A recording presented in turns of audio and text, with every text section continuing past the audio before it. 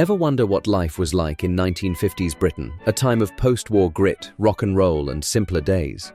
The decade was a unique blend of recovery, tradition, and the dawn of modernity, but many everyday things from that era have vanished forever. In this video, we'll count down 10 iconic aspects of 1950s British life, objects, habits, and ways of living that are gone for good. From corner shops to coal fires, these nostalgic slices of the past shaped a generation. Stick around to the end, because number 1 is a cultural gem that truly defined the era. Which one will surprise you the most? Let's dive in. 10. Ration books. Starting at number 10, we have ration books, a hallmark of 1950s Britain's post-war austerity. World War II left the country short on food and supplies, and rationing, introduced in 1940, continued into the 1950s, with sugar and meat rationing lasting until 1954. Every household had a ration book filled with coupons that dictated how much butter, bacon, or tea you could buy. Families queued at shops, coupons in hand, to secure essentials, often swapping tips on stretching meager supplies, like using powdered eggs for baking. This system shaped daily life, forcing creativity in the kitchen. Housewives turned to recipes like mock goose, a potato-based dish, to mimic luxuries. By 1954, when rationing ended, Britain celebrated with feasts, but the ration book's discipline left a lasting mark on frugality. Today, with supermarkets stocked year-round, the idea of rationed groceries feels alien. Imagine needing a coupon for a pound of sugar. How would you cope? Ration books are a relic of a time when scarcity was a way of life, never to return. 9. Milkmen and glass milk bottles. At number 9, the Milkman, a daily fixture in 1950s Britain, delivered fresh milk in glass bottles right to your doorstep.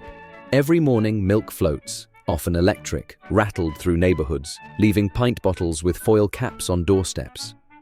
Housewives would leave empties out for collection, and kids loved the clink of bottles and the chance to nab a foil cap for play. Milkmen were community staples, often knowing neighbors by name and sharing local gossip. Glass bottles were eco-friendly before the term existed, reused after a quick wash. By the 1970s, plastic cartons and supermarkets began replacing milkmen, and today, doorstep delivery is a rare novelty. The milkman's cheery whistle and the ritual of collecting bottles are gone, replaced by self-checkout aisles.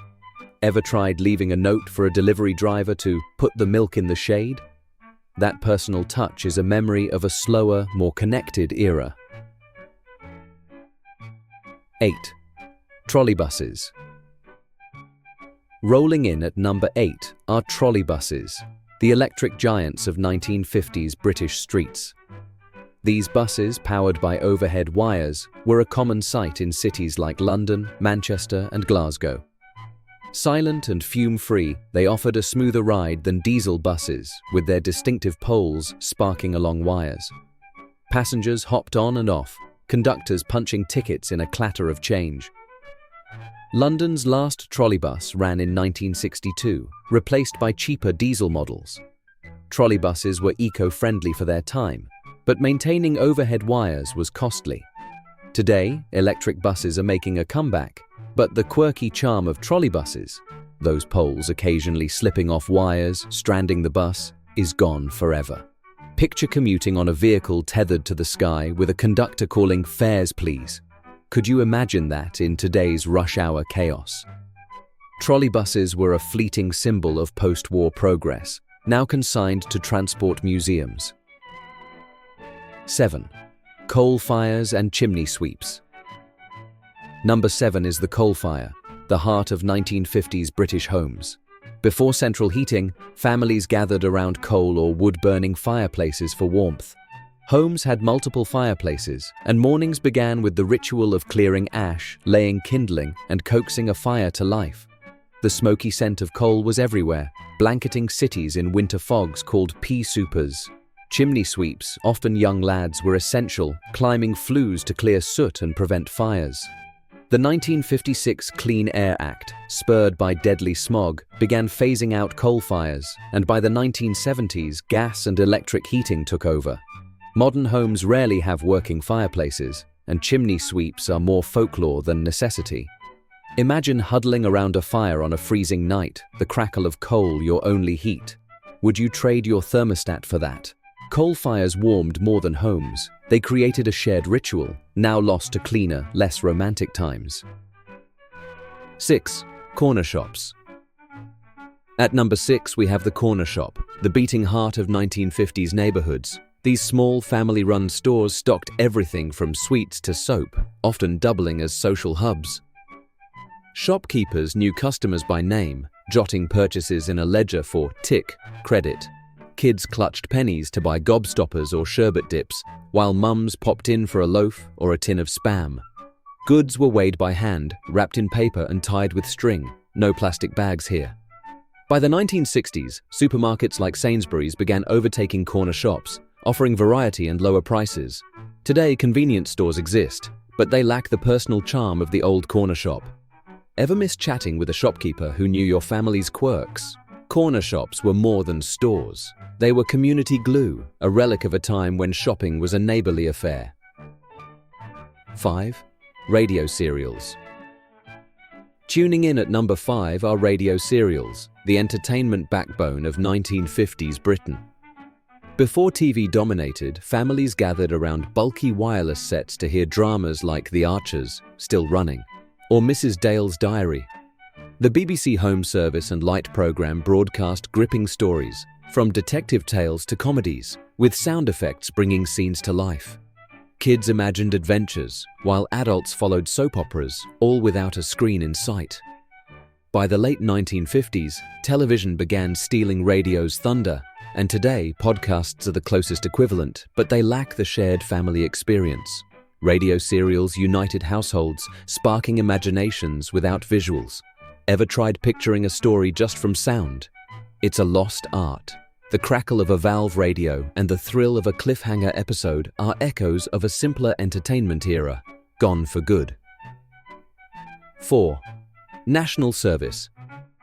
At number 4 is national service, a mandatory rite of passage for young men in 1950s Britain. From 1949 to 1960, men aged 17, 21 were conscripted for 18 months to 2 years in the Army, Navy, or Air Force. Recruits trained, served abroad, or maintained post-war defenses, learning discipline and camaraderie. For many, it was a formative experience, forging lifelong friendships or sparking career paths. Others found it grueling, far from home in places like Malaya or Cyprus. National service ended in 1960 as Britain's military needs shifted, and today voluntary service has replaced conscription. The shared experience of doing your bit shaped a generation's identity, but it's unthinkable now in a professionalized military. Imagine being called up at 18 to serve. Would you embrace it or dread it? National service was a unique chapter, weaving duty and adventure into young lives, now a distant memory. 3. Penny arcades and fairgrounds. Number 3 brings us to penny arcades and fairgrounds, the dazzling playgrounds of 1950s Britain. Seaside towns like Blackpool or Brighton buzzed with arcades where a penny bought a go on a claw machine, pinball table, or what the butler saw peep show. Fairgrounds rolled into towns with dodgems, carousels, and coconut shies, their calliope music and flashing lights drawing crowds. Kids saved pocket money for a ride, while teens flirted under neon glows. By the 1970s, arcades waned as home entertainment like TVs and early video games took over. Modern amusement parks lack the gritty charm of traveling fairs. Picture the thrill of winning a goldfish at a fairground stall. When was the last time you saw that? Penny arcades and fairgrounds were bursts of affordable magic, a 1950s joy we'll never recapture. 2. Teddy boys and rock and roll subculture. At number 2, we have the Teddy Boys, Britain's first youth subculture, rocking the 1950s with style and rebellion. Named for their Edwardian-inspired outfits, draped jackets, drainpipe trousers, and slicked-back hair, Teddy Boys embraced rock and roll from America, dancing to Bill Haley and Elvis Presley. Coffee bars and dance halls were their turf, where they jived and bopped, shocking older generations. Their bold fashion and love of music marked a cultural shift, giving youth a voice. By the 1960s, mods and rockers replaced Teds, and today's youth culture is more digital than physical. The raw energy of a teddy boy jive or the sight of a quiffed gang strutting down the high street is gone. Ever tried dancing to rock and roll in a velvet jacket? The teddy boy's swagger was a fleeting rebellion, a vibrant slice of 1950s life lost to time. 1. The local cinema as a social hub. And now, the moment you've been waiting for. Number 1. The local cinema, the beating heart of 1950s British communities. Every town had a picture house, from grand Odeons to cozy flea pits, where families, couples and kids flocked to watch Hollywood blockbusters, British comedies or newsreels. Saturday matinees were a ritual for children, cheering cowboys or booing villains. Cinemas were more than entertainment. They were social hubs where dates began, gossip spread, and communities bonded. Ushers with torches guided patrons, ice cream girls roamed the aisles, and the national anthem played before screenings. By the 1960s, TV ownership soared and cinemas closed as audiences dwindled. Today's multiplexes lack the intimacy of those smoky, velvet-curtained halls. Imagine dressing up for a night at the flicks, the projector's hum filling the air. Could anything replace that magic? The local cinema was a cultural cornerstone, a shared experience that defined the 1950s, now gone forever. There you have it.